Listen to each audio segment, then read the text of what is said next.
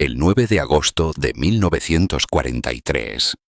Los kioscos de prensa de todo Estados Unidos exhibían el último número de la revista Time, y el rostro que observaba desde su portada pertenecía al general de división Terry, de la Mesa Allen. El artículo que lo acompañaba lo elogiaba como uno de los mejores comandantes de división que el ejército había producido.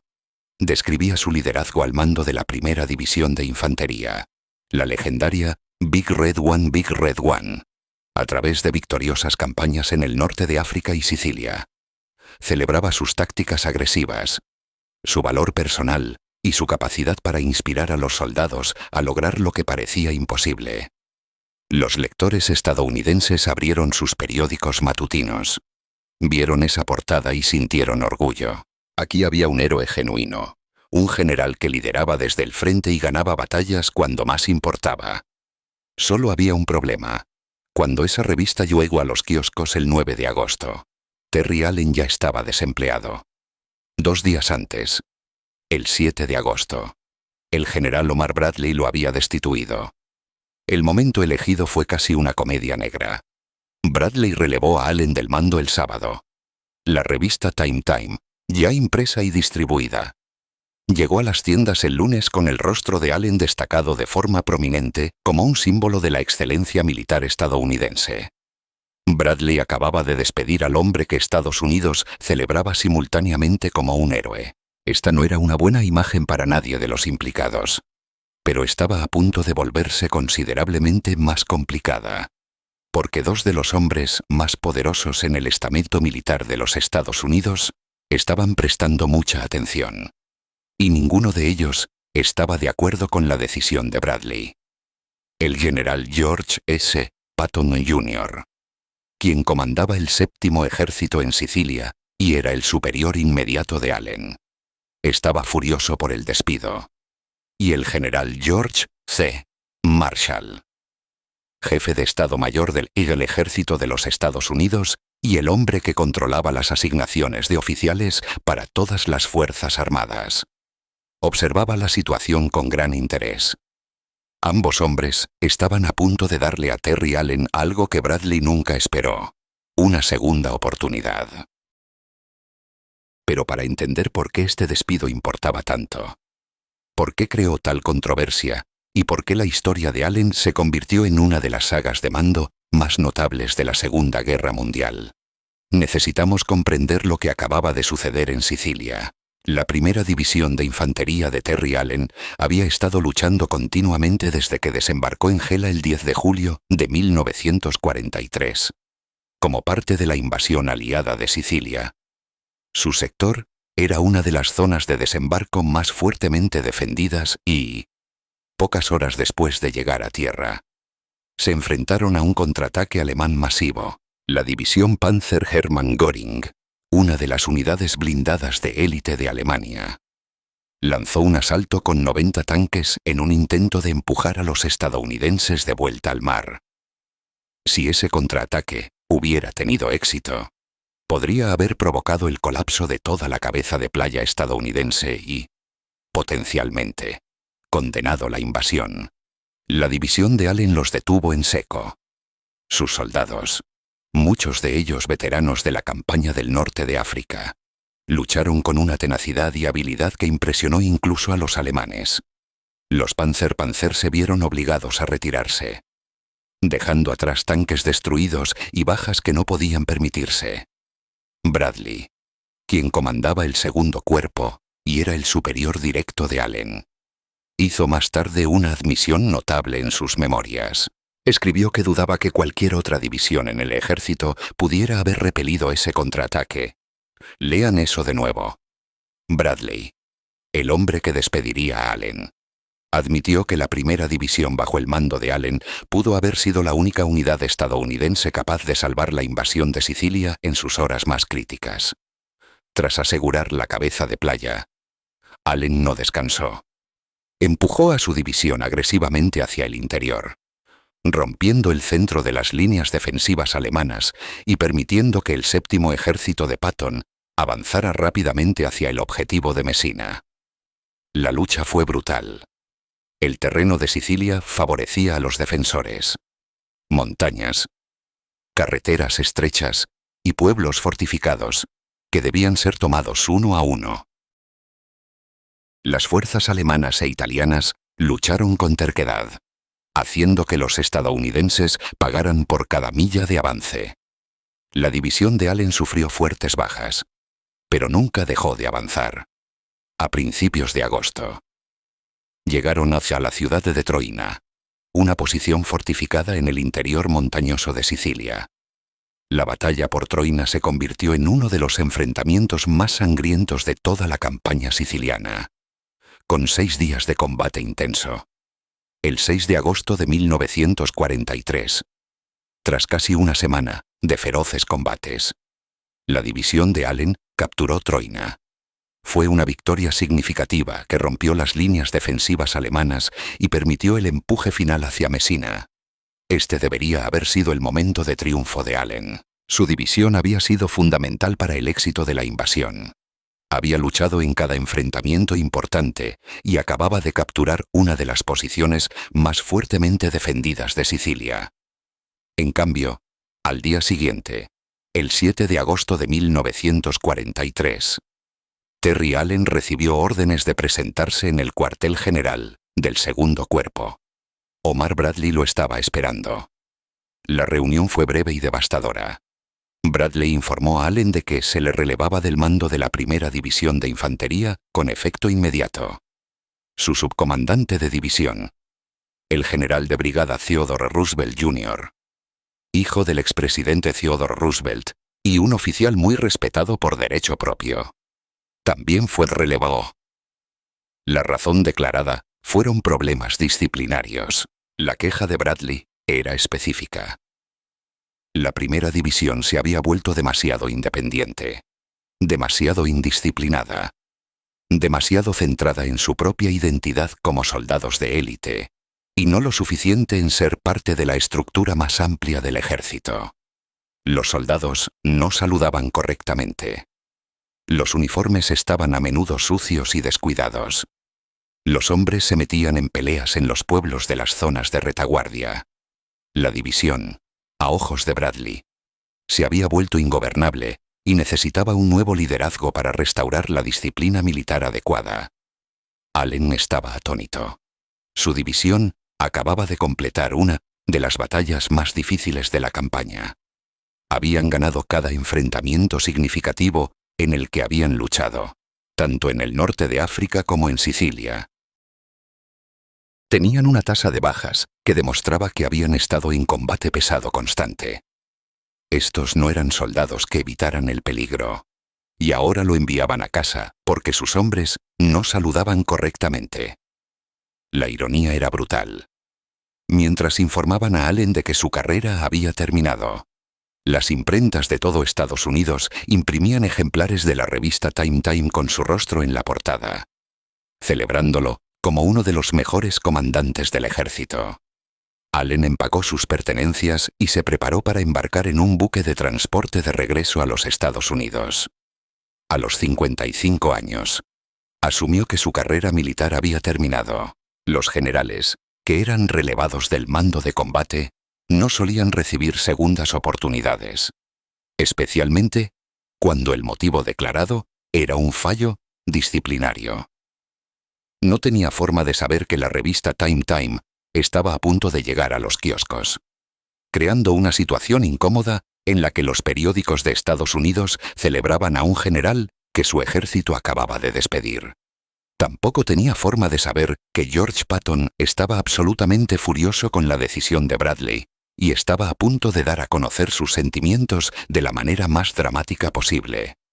La mañana después del relevo de Allen, Patton estaba en una reunión con otros comandantes de alto rango cuando alguien mencionó los problemas disciplinarios de la primera división.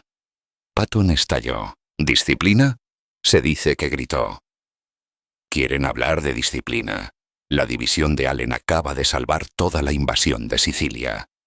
Detuvieron a 90 Panzer cuando todas las demás unidades en esa playa aún estaban organizándose. Y ahora los criticamos porque sus uniformes están sucios. Otros oficiales en la sala intentaron calmarlo. Pero Patton solo estaba empezando. Cuando el general Dwight Eisenhower, el comandante supremo, ofreció una presentación que incluía críticas a la falta de cortesía militar y apariencia adecuada de la primera división, Patton hizo algo casi impensable. Interrumpió a Eisenhower frente a todo el Estado Mayor. «Se equivoca», le dijo tajantemente Patton a su oficial superior frente a docenas de testigos. «Nadie azota a un perro antes de ponerlo a pelear». La división de Allen ha estado en combate continuo durante meses. Por supuesto que están algo descuidados. Eso es lo que les sucede a las unidades que realmente luchan. La sala se quedó en silencio. Simplemente no se interrumpía al comandante supremo. Y mucho menos se le contradecía públicamente. Fue una violación masiva del protocolo militar. A Patton no le importó. Creía que Allen había sido tratado injustamente y no iba a quedarse callado al respecto. Esa noche, Patton buscó a Allen antes de que éste abordara el barco de transporte a casa. Los dos hombres nunca habían sido amigos cercanos. Habían discutido frecuentemente sobre tácticas y estilos de liderazgo. Pero Patton reconocía lo que Allen había logrado. Lo que se dijo en esa conversación nunca se registró por completo. Pero los oficiales cercanos escucharon fragmentos. «Bradley es un contable con uniforme», le dijo supuestamente Patton a Allen. «Sabe contar bajas, pero no entiende cómo ganar batallas. Tú ganas batallas que nadie más puede ganar. No lo olvides». Allen, exhausto y desmoralizado, respondió: «¿Qué importa eso ahora? Estoy acabado». Patton sacudió la cabeza. «Marshall está observando. Vio lo que hiciste aquí. Vio lo que Bradley te hizo. Los hombres como tú no se quedan en el estante por mucho tiempo en esta guerra». Allen no lo creyó. A los 55 años, enfrentando el relevo por razones disciplinarias, estaba seguro de que su carrera había terminado. El ejército había dejado claro su juicio. Lo que Allen no sabía, y lo que Bradley aparentemente no advirtió, era que George Marshall, el jefe de Estado Mayor del ejército y el hombre que controlaba todas las asignaciones de oficiales superiores, había seguido la carrera de Terry Allen durante años. Y la opinión de Marshall sobre Allen era muy diferente de la valoración de Bradley. Marshall había intervenido personalmente para ascender a Allen al rango de general años antes. Le había dado el mando de la prestigiosa Primera División de Infantería y no tenía intención de permitir que la decisión de Bradley fuera la última palabra sobre el servicio militar de Terry Allen. El ejemplar de Time con el rostro de Allen en la portada se convirtió en un símbolo de la desconexión entre la percepción pública y la política interna del ejército. Los estadounidenses veían a un héroe. Bradley veía un problema disciplinario. Marshall veía algo totalmente distinto. Un líder de combate demasiado valioso para ser desperdiciado, cuyos métodos poco convencionales producían resultados que los comandantes convencionales no podían igualar. Y Marshall estaba a punto de demostrar que su juicio importaba más que las opiniones de Bradley sobre la cortesía militar adecuada. Para entender por qué George Marshall creía maniacal en Terry Allen a pesar de su reputación de indisciplina, es necesario comprender quién era Terry Allen y cómo se convirtió en uno de los oficiales más poco convencionales del ejército de los Estados Unidos.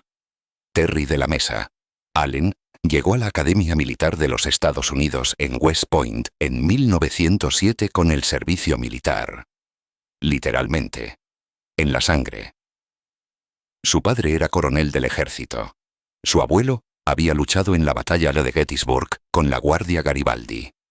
4 generaciones de su familia habían vestido el uniforme y servido a su país con distinción, pero Allen era fundamentalmente diferente de los cadetes pulidos y académicamente dotados que lo rodeaban en West Point. Padecía una dislexia severa, aunque la afección no se comprendía ni se diagnosticaba en aquella época.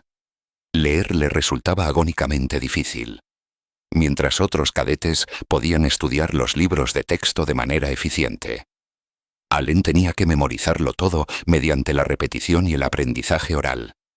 Lo que a sus compañeros les tomaba 1 hora de estudio.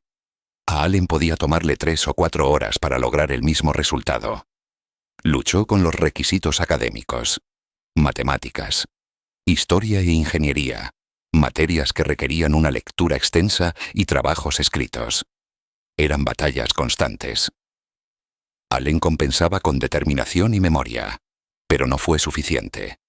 En 1909, Terry Allen fue expulsado de West Point por deficiencias académicas.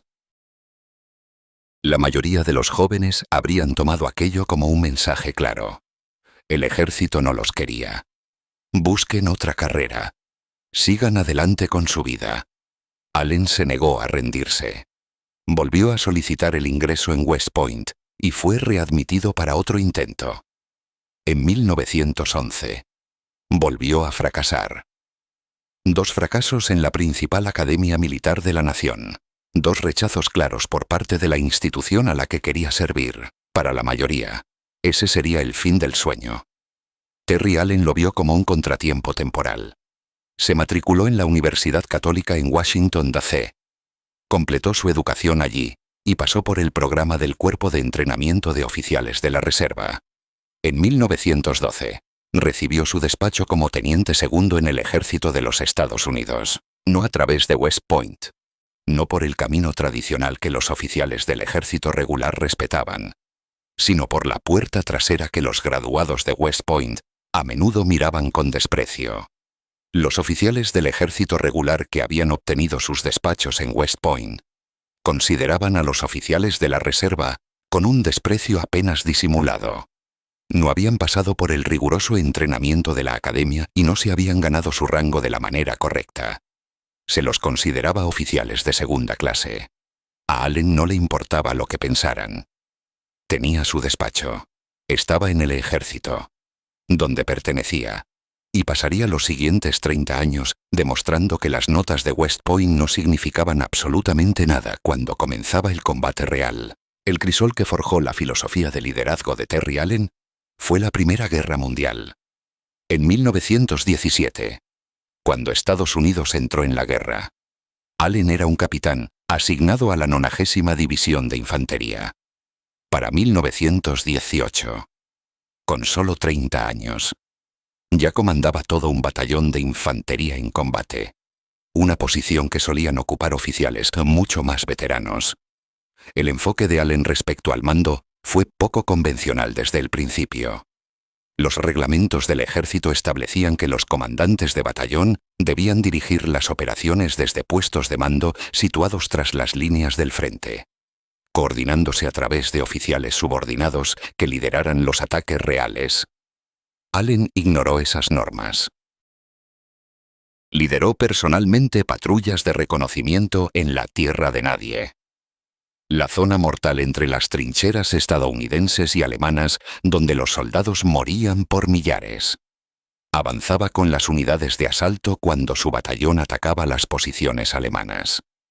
Se expuso a los mismos peligros que enfrentaban sus soldados durante la ofensiva de Meuse-Argonne en el otoño de 1918, una de las operaciones estadounidenses más grandes y mortíferas de la guerra. Allen estaba liderando el avance de su batallón cuando el fuego de una ametralladora alemana lo alcanzó. Una bala le impactó en la mandíbula. Una herida terrible que debería haber supuesto la evacuación médica inmediata y meses de recuperación. Allen convenció a los oficiales médicos para que lo enviaran de vuelta a su unidad antes de que la herida hubiera sanado adecuadamente. Regresó a las líneas del frente, aún herido y con dolor, liderando a sus hombres durante las últimas semanas de la guerra. Sus soldados no sabían si sentirse inspirados o preocupados por el valor temerario de su comandante. Se decidieron por ambas cosas. Sus superiores lo encontraban casi imposible de gestionar. Allen bebía demasiado, algo no inusual para los oficiales de esa época. Pero la bebida de Allen a veces interfería con sus deberes. Ignoraba las regulaciones que consideraba estúpidas o irrelevantes.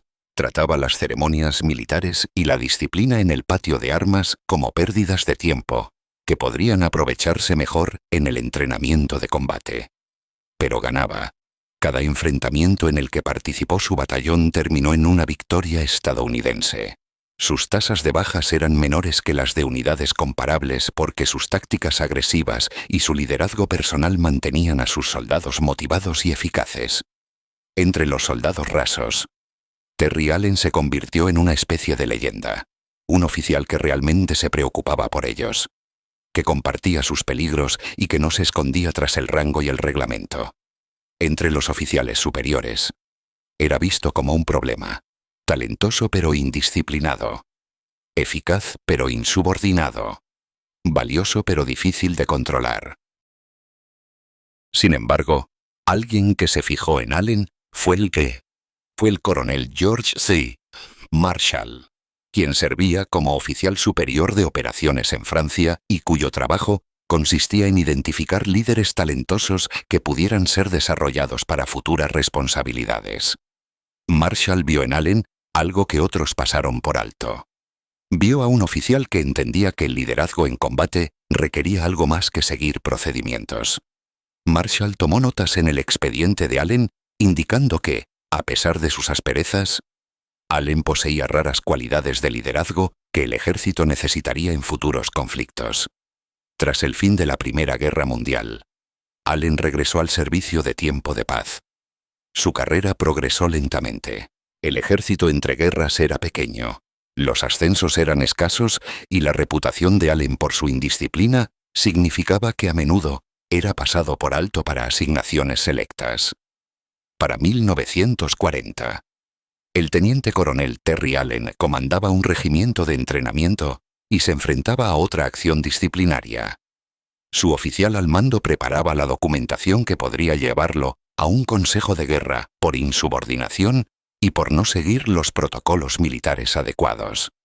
Entonces llegó un telegrama.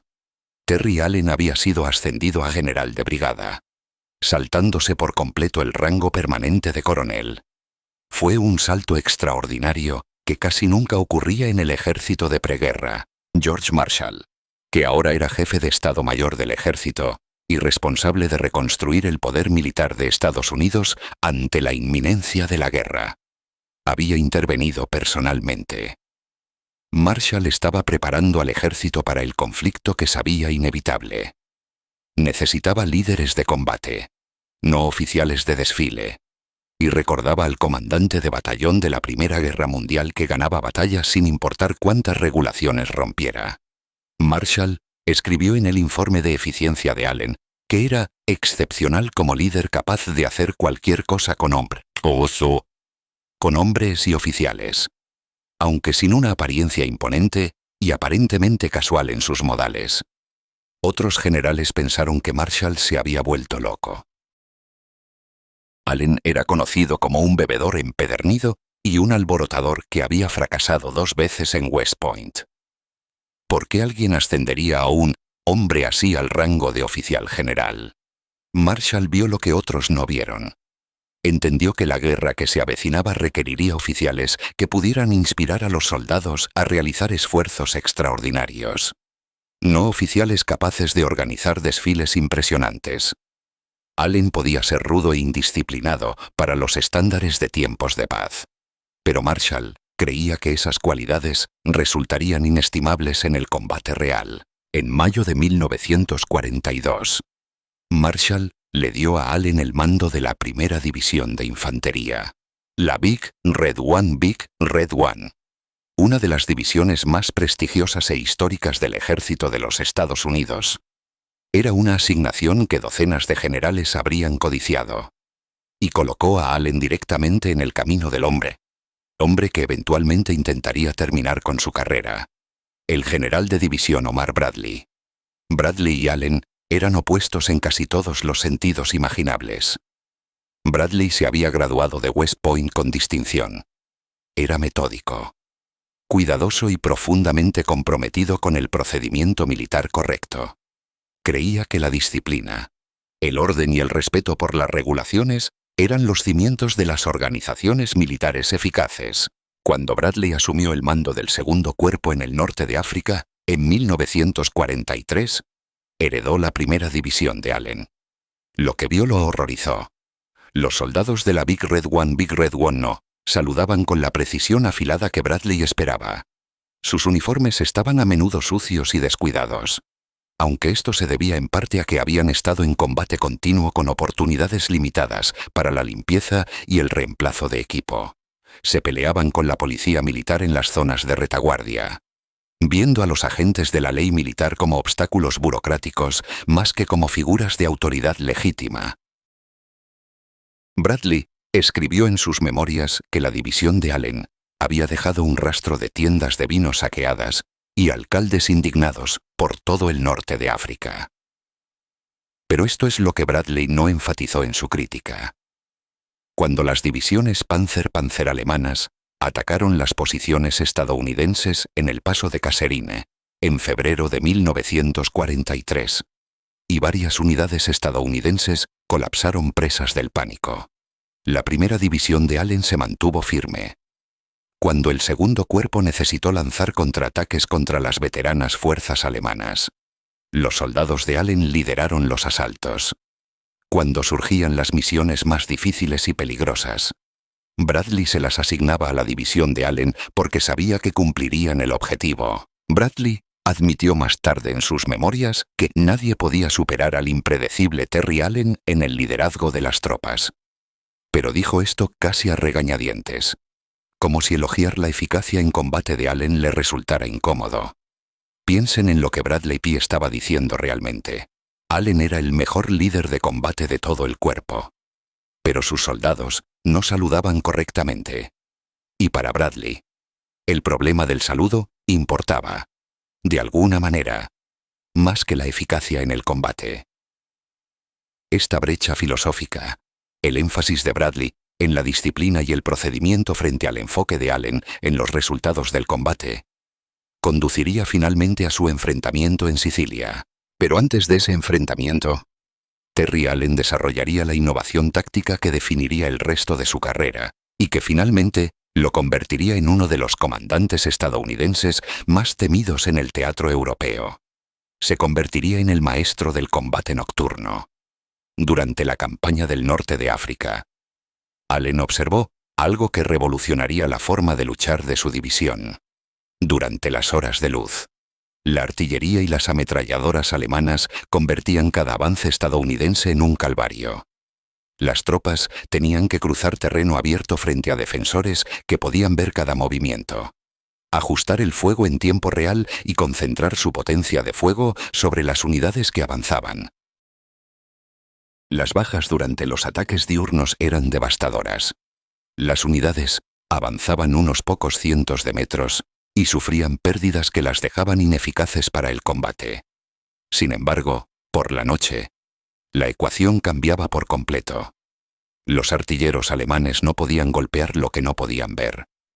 La infantería estadounidense podía acortar la distancia hasta las posiciones enemigas antes de que los defensores se dieran cuenta de que estaban bajo ataque.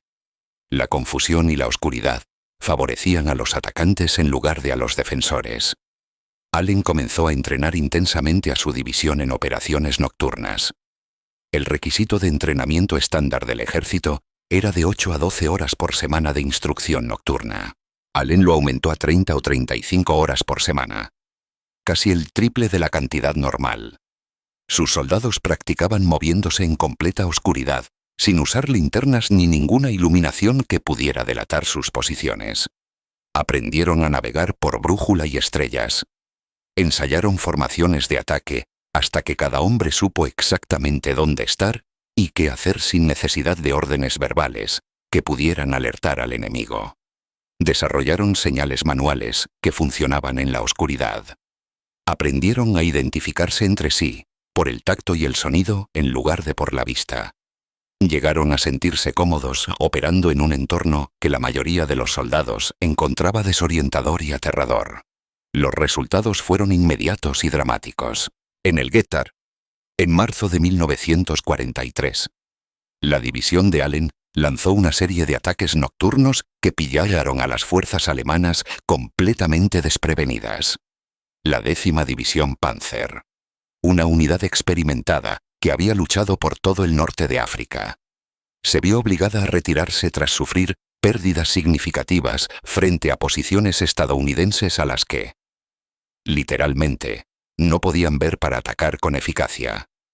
Otras divisiones estadounidenses empezaron a solicitar información sobre las técnicas de combate nocturno de Allen. Sus métodos funcionaban, produciendo resultados que los ataques diurnos convencionales no podían igualar, al tiempo que resultaban en menos bajas estadounidenses. Bradley observó estas victorias. Reconoció que las innovaciones tácticas de Allen eran efectivas. Pero los problemas disciplinarios continuaron. Los soldados seguían sin saludar correctamente. Los uniformes seguían sin mantenerse adecuadamente. La división seguía teniendo una actitud independiente, casi rebelde, respecto a los reglamentos del ejército. Y la determinación de Bradley por hacer algo al respecto no dejó de crecer. El enfrentamiento era inevitable. Solo era cuestión de cuándo ocurriría. El 10 de julio de 1943. La invasión aliada de Sicilia comenzó con desembarcos anfibios masivos a lo largo de la costa sur de la isla. El general George Patton comandaba el 7º ejército estadounidense. El mariscal de campo Bernard Montgomery comandaba el 8º ejército británico. El objetivo era capturar Sicilia, eliminar las fuerzas del eje de la isla y abrir el Mediterráneo a la navegación aliada. Patton solicitó específicamente la 1ª División de Infantería de Terry Allen para una de las zonas de desembarco más difíciles y peligrosas, las playas cerca de Gela. Patton sabía que Gela estaría fuertemente defendida, que las fuerzas alemanas y italianas contraatacarían rápidamente y que mantener la cabeza de playa requeriría soldados que pudieran luchar en las peores condiciones posibles. Confiaba en que la división de Allen podría manejarlo. El desembarco comenzó antes del amanecer. Los soldados de Allen llegaron a tierra bajo fuego, establecieron posiciones en la playa y comenzaron a avanzar hacia el interior. En pocas horas, el contraataque esperado se materializó, y fue mucho peor de lo que nadie había previsto. La división Panzer Hermann Göring lanzó un asalto masivo con 90 tanques, intentando atravesar las posiciones estadounidenses y empujar a los invasores de vuelta al mar. Si el contraataque tenía éxito, toda la cabeza de playa estadounidense podría colapsar, condenando potencialmente la invasión. La división de Allen los detuvo. Sus soldados, muchos de ellos veteranos del norte de África, que habían luchado bajo su mando durante más de un año, se enfrentaron a los blindados alemanes con todas las armas disponibles: cañones antitanque, artillería, lanzacohetes bazooka, incluso métodos improvisados. Se utilizó cualquier cosa que pudiera detener un Panzer. La batalla fue desesperada y costosa, pero la 1ª división resistió. El contraataque alemán fue repelido y la cabeza de playa quedó asegurada. Bradley, observando desde el cuartel general del 2º Cuerpo, escribió más tarde una valoración que resultaba notable teniendo en cuenta lo que sucedería semanas después. Afirmó que dudaba que cualquier otra división en el ejército hubiera podido repeler ese contraataque a tiempo para salvar la invasión. Aquella fue una admisión extraordinaria. Bradley reconocía que la división de Allen pudo haber sido la única unidad estadounidense capaz de salvar la operación de Sicilia en su momento más crítico. Tras asegurar Gela, Allen no se consolidó ni esperó órdenes.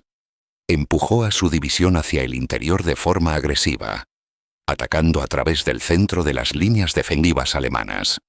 Sus ataques nocturnos siguieron siendo devastadoramente eficaces. Las unidades alemanas que estaban preparadas para asaltos diurnos convencionales se vieron abrumadas por soldados estadounidenses que atacaban en la oscuridad.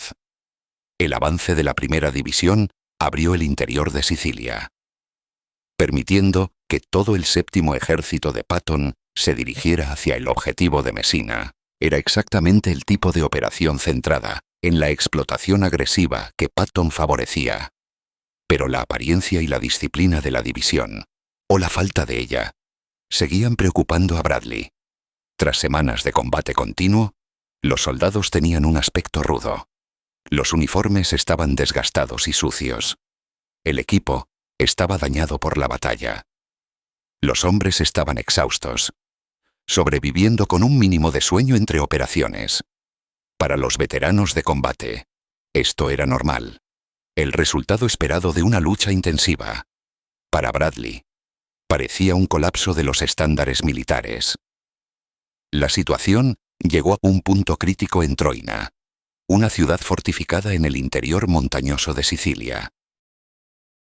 Las fuerzas alemanas habían preparado fuertes posiciones defensivas, y capturar Troina requirió 6 días de combate intenso. Se convirtió en una de las batallas más sangrientas de toda la campaña siciliana. La división de Allen atacó sin descanso, utilizando una combinación de asaltos diurnos y sus características operaciones nocturnas. Lenta y metódicamente, expulsaron a los defensores alemanes de la ciudad. El 6 de agosto de 1943, Troina cayó finalmente ante las fuerzas estadounidenses. Allen creía que esta victoria reivindicaría sus métodos y el desempeño de su división. Habían luchado a través de una de las posiciones defensivas alemanas más duras de Sicilia y habían cumplido lo que Bradley les había pedido. En cambio, al día siguiente, el 7 de agosto de 1943, Allen recibió órdenes de presentarse en el cuartel general del segundo cuerpo. Bradley le informó de que se le relevaba del mando con efecto inmediato. El motivo declarado era que la primera división se había vuelto demasiado individualista y requería un nuevo liderazgo para restaurar la disciplina militar adecuada. Allen estaba devastado. Intentó argumentar, explicar que la apariencia de su división reflejaba sus continuas operaciones de combate y que su eficacia en la batalla debería importar más que sus saludos. La decisión de Bradley fue final. Allen regresaría a los Estados Unidos. Su mando de combate había terminado. Lo que sucedió después reveló las profundas divisiones entre los altos mandos estadounidenses sobre lo que importaba en los comandantes de combate. Cuando la noticia del relevo de Allen llegó a Patton, su reacción fue inmediata y furiosa. Patton y Allen nunca habían sido amigos cercanos. Discrepaban frecuentemente sobre tácticas y tenían estilos de liderazgo muy diferentes. Pero Patton reconocía la eficacia en combate cuando la veía. En una reunión de comandantes superiores, donde el general Eisenhower ofreció una presentación que incluía críticas a la falta de disciplina militar de la primera división, Patton hizo algo que sorprendió a todos los presentes. Interrumpió a Eisenhower en medio de sus observaciones. «Se equivoca», le dijo Patton directamente al comandante supremo, frente a todo el personal reunido. «Nadie azota a un perro antes de ponerlo a pelear. La división de Allen ha estado en combate continuo. Se ven rudos porque han estado luchando, no desfilando». La sala se quedó en silencio. Interrumpir a tu oficial al mando en una reunión de Estado Mayor era una grave violación del protocolo militar. Hacérselo al comandante supremo era casi impensable. A Patton no le importó. Creía que Allen había sido tratado injustamente y no iba a quedarse callado. Esa noche, Patton buscó a Allen antes de que éste embarcara en el buque de transporte hacia casa. La conversación fue privada, pero los oficiales cercanos escucharon fragmentos. «Bradley es un contable que viste uniforme». Se dice que Patton le dijo a Allen: «Él sabe contar bajas, pero no sabe cómo ganar batallas. Tú ganas batallas que nadie más podría ganar. Recuérdalo». Allen respondió que su carrera había terminado. Patton sacudió la cabeza con firmeza. «Marshall está observando. Vio lo que lograste aquí. Vio lo que Bradley te hizo. Los hombres como tú no se quedan mucho tiempo en el estante. No en esta guerra». Allen no lo creyó. a los 55 años, relevado por razones disciplinarias. Estaba seguro de que su carrera militar había terminado. Navegó de regreso a los Estados Unidos, esperando ser retirado discretamente o asignado a algún mando de entrenamiento insignificante hasta que terminara la guerra. No tenía idea de que George Marshall tenía planes muy diferentes. El 15 de octubre de 1943, apenas 68 días después de que Bradley lo despidiera, Terry Allen se situó ante una formación de soldados en Camp Adair, Oregón. Estos no eran los curtidos veteranos de la Big Red One. Eran reclutas y recién llamados a filas, muchos de los cuales nunca habían oído disparar un arma fuera de un campo de tiro. La 104ª División de Infantería, apodada los Timberwolves por la región maderera de Oregón donde se estaban entrenando. George Marshall había intervenido de nuevo, solo 2 meses después de que Bradley declarara a Allen no apto para el mando. Marshall le entregó otra división. El mensaje de Marshall era cristalino. No le importaba lo que Bradley pensara sobre la disciplina militar. Necesitaba líderes de combate, no oficiales de desfile.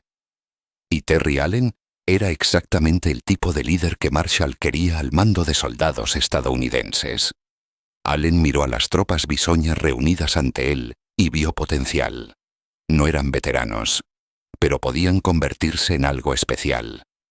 Los entrenaría utilizando cada lección que había aprendido en el norte de África y Sicilia. Los forjaría como la unidad de combate nocturno más eficaz de todo el teatro europeo. Y demostraría que Bradley había tomado la peor decisión de personal de la guerra. El entrenamiento comenzó esa tarde. Allen implementó de inmediato el mismo brutal régimen de entrenamiento que había perfeccionado con la primera división. Mientras que las divisiones estándar del ejército entrenaban de 8 a 12 horas por semana en operaciones nocturnas. Los Timberwolves vivían en la oscuridad. Aprendieron a moverse sin luces. Practicaron señales manuales que funcionaban cuando las voces delatarían sus posiciones. Ensayaron ataques hasta que cada soldado supo exactamente dónde estar sin que se lo dijeran. Llegaron a sentirse cómodos en un entorno que la mayoría de los soldados encontraba desorientador y aterrador. Allen fue implacable con la preparación. Pero esta vez había una motivación adicional más allá de simplemente ganar batallas. Cada ejercicio nocturno exitoso era un reproche silencioso a los superiores que habían dicho que era indisciplinado. Estaba forjando a los Timberwolves, en un arma que Omar Bradley finalmente tendría que respetar.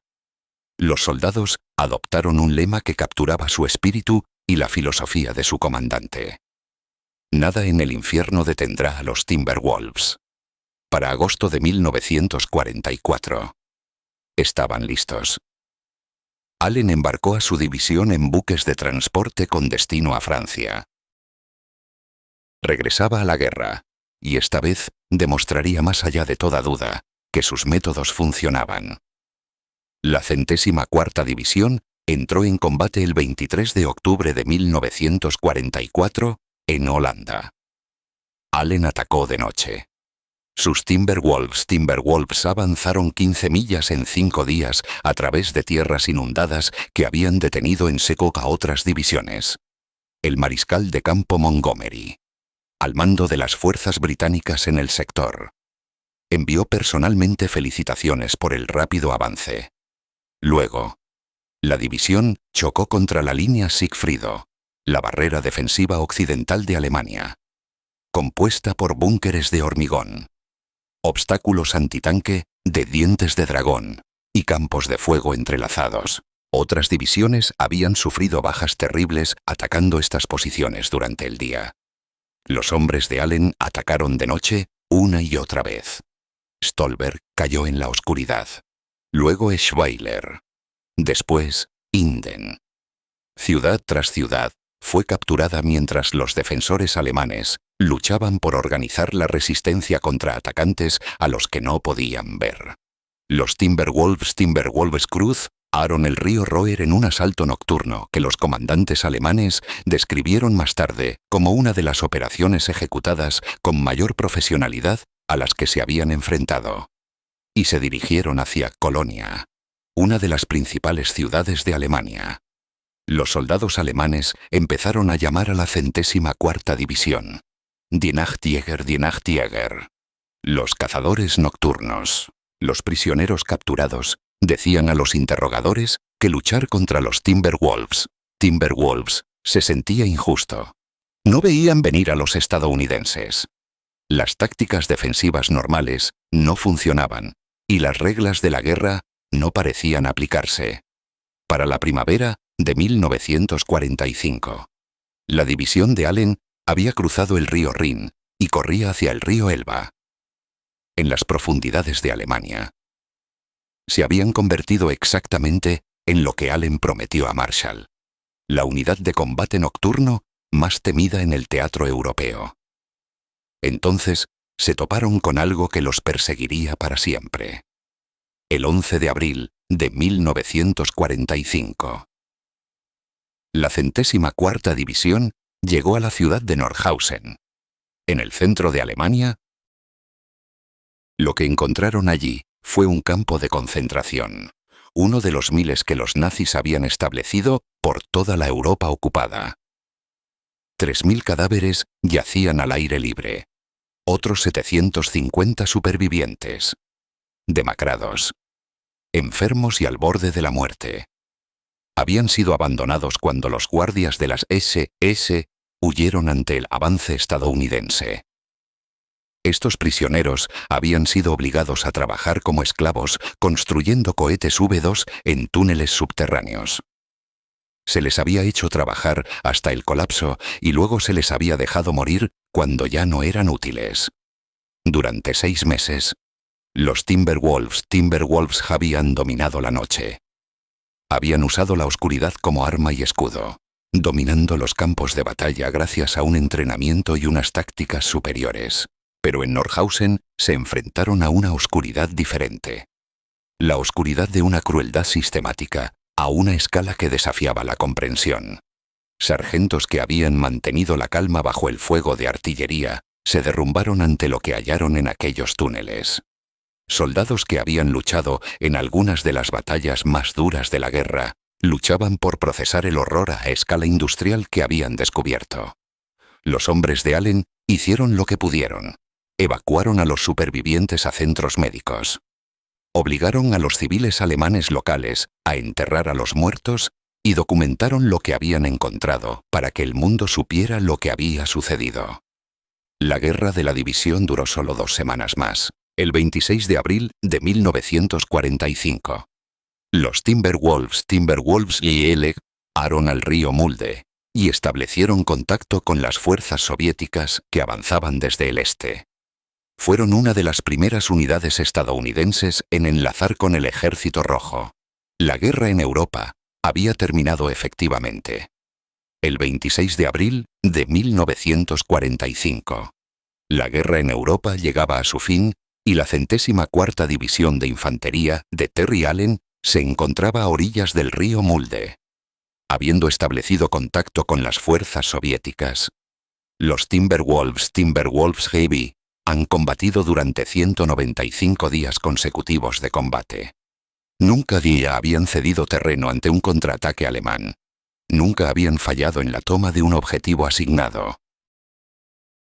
La división que le habían dado a Terry Allen como premio de consolación. Reclutas novatos que nunca habían oído un disparo hostil. Se había convertido en una de las unidades de combate más eficaces de todo el teatro europeo. Los prisioneros alemanes situaban sistemáticamente a la 104ª entre las divisiones estadounidenses a las que menos querían enfrentarse. Los informes de inteligencia capturados en los cuarteles generales alemanes describían a los Nachtjäger con una mezcla de respeto y frustración. Estaban dirigidos profesionalmente. Se empleaban de forma agresiva y parecían operar con reglas diferentes a las de otras unidades estadounidenses. Pero el coste había sido enorme. Casi 5.000 Timberwolves fueron bajas durante la campaña y más de 1000 murieron en combate.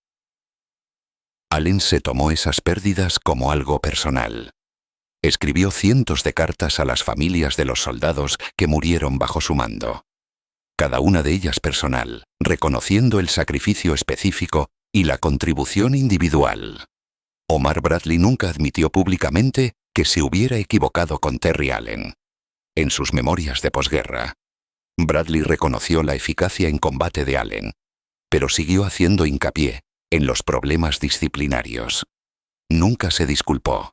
Nunca sugirió que tal vez la disciplina militar importara menos que los resultados en combate. Pero el silencio de Bradley decía mucho. El juicio de George Marshall había sido completamente reivindicado. El hombre al que había ascendido a pesar de 2 fracasos en West Point. El oficial al que había dado una segunda oportunidad después de que Bradley lo despidiera. Acababa de liderar a soldados sin experiencia a través de una de las campañas más exitosas de la guerra. Marshall había apostado por el liderazgo en combate por encima de la apariencia militar, por los resultados por encima de las regulaciones. Y se había demostrado que tenía toda la razón. La valoración de George Patton fue, característicamente, más directa. Años después de la guerra, un periodista entrevistó a Patton sobre los generales que habían servido bajo su mando. Cuando surgió el nombre de Terry Allen, Patton hizo una pausa antes de responder. Bradley lo despidió porque sus hombres no saludaban incorrectamente. Dijo Patton. Yo lo habría ascendido por la misma razón. El periodista pareció confundido. Patton explicó. Un soldado que está demasiado preocupado por saludar está preocupado por las cosas equivocadas. Allen entendía que no quería soldados que siguieran las regulaciones a ciegas. Quería soldados que lo siguieran a él, a cualquier parte. Y eso es exactamente lo que consiguió. ¿Entonces cree que el general Bradley cometió un error? Patton sonrió. Esa sonrisa feroz que sus soldados conocían bien. Bradley tomó una decisión basada en lo que él valoraba. Marshall la corrigió basándose en lo que él valoraba. Allen demostró que ambos hombres tenían razón sobre quién era él. Simplemente, no estaban de acuerdo sobre si eso era bueno o malo. Patton se levantó para terminar la entrevista, pero se detuvo. El periodista hizo una última pregunta. General, ¿cuál es la diferencia entre un buen general y uno grande? Patton reflexionó seriamente. Un buen general sigue las reglas y gana cuando tiene ventajas.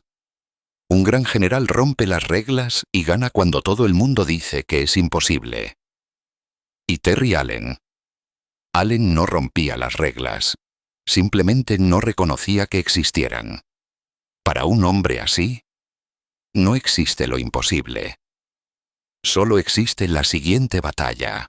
La frase que se hizo famosa fue lo que Patton dijo a continuación.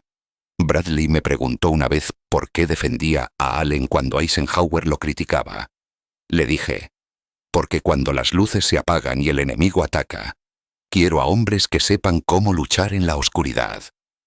Allen no solo sabía luchar en la oscuridad, enseñó a todo un ejército a hacerlo. No se despide a un hombre así. Se da gracias a Dios por tenerlo. Esa valoración capturaba algo esencial sobre la contribución de Allen. No solo había sido un comandante de combate eficaz, había sido un innovador, que cambió fundamentalmente la forma en que las fuerzas estadounidenses abordaban las operaciones nocturnas. Antes de Allen, el combate nocturno se consideraba peligroso y era mejor evitarlo. Allen demostró que la oscuridad podía ser una ventaja.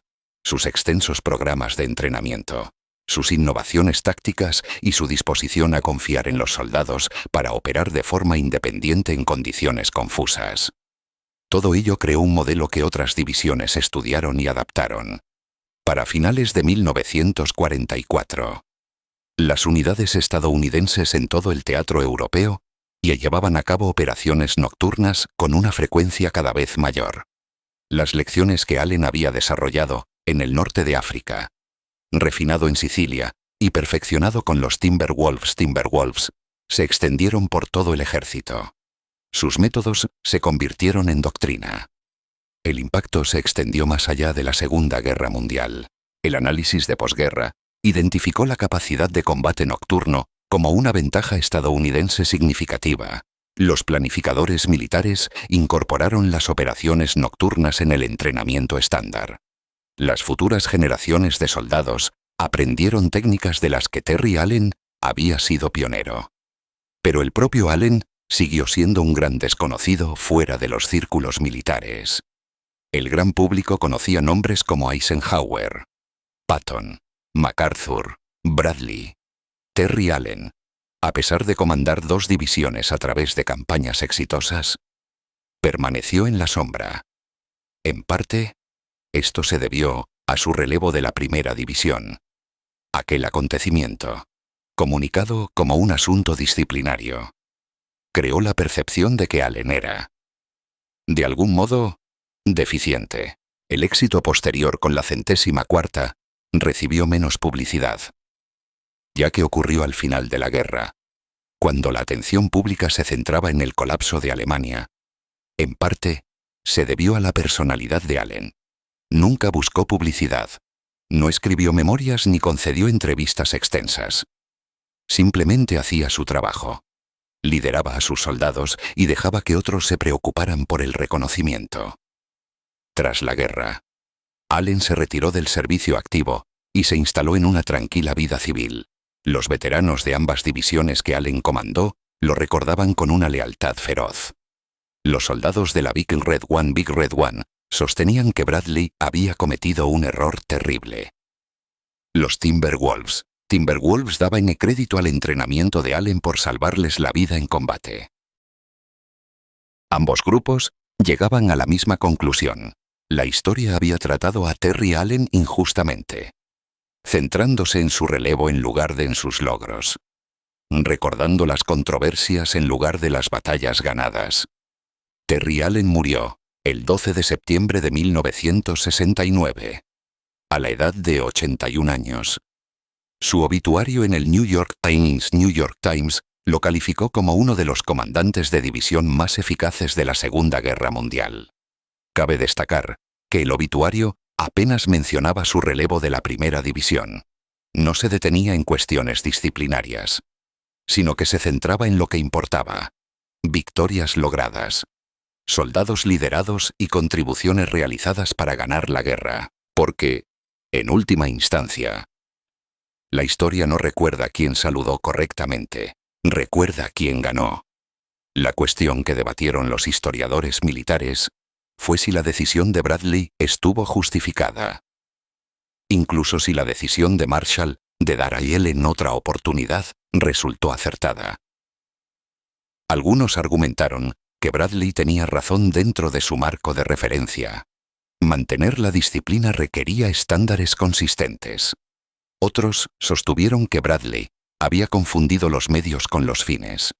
Si una división gana todas las batallas con un aspecto poco militar, quizá la apariencia importe menos que los resultados. La verdad reside probablemente entre ambas posturas. El ejército necesitaba ambos tipos de líderes. El enfoque cuidadoso y metódico de Bradley funcionaba bien en los niveles operativos. La innovación agresiva de Allen funcionaba en el nivel táctico. La tragedia fue que no pudieron trabajar juntos. Pero la redención, la intervención de Marshall, la segunda oportunidad de Allen y el éxito de los Timberwolves demostró que el talento podía superar los contratiempos que ponían fin a una carrera si alguien con autoridad veía más allá de las controversias el valor subyacente. El legado de Terry Allen se convirtió en uno de resiliencia y reivindicación. Despedido de su primer mando de división, recibió otra oportunidad, demostrando que sus métodos funcionaban y probando que el liderazgo poco convencional podía producir un éxito convencional. Nunca mandó a nivel de cuerpo o ejército. Su relevo probablemente cerró esa puerta permanentemente. Pero a nivel de división, donde el liderazgo directo más importaba, Terry Allen demostró ser exactamente lo que Patton dijo de él: un hombre que no reconocía lo imposible, que enseñó a los soldados a luchar en la oscuridad y que ganó cuando otros dijeron que no se podía hacer. El hombre que fracasó 2 veces en West Point comandó 2 divisiones hasta la victoria. El general despedido por indisciplina forjó la fuerza de combate nocturno más eficaz del ejército estadounidense. El oficial que Bradley dijo que era demasiado individualista, demostró que el individualismo gana guerras. Terry Allen ganó todas y cada una de las veces. Y, al final, eso es lo que la historia recordó. 9 de agosto de 1943.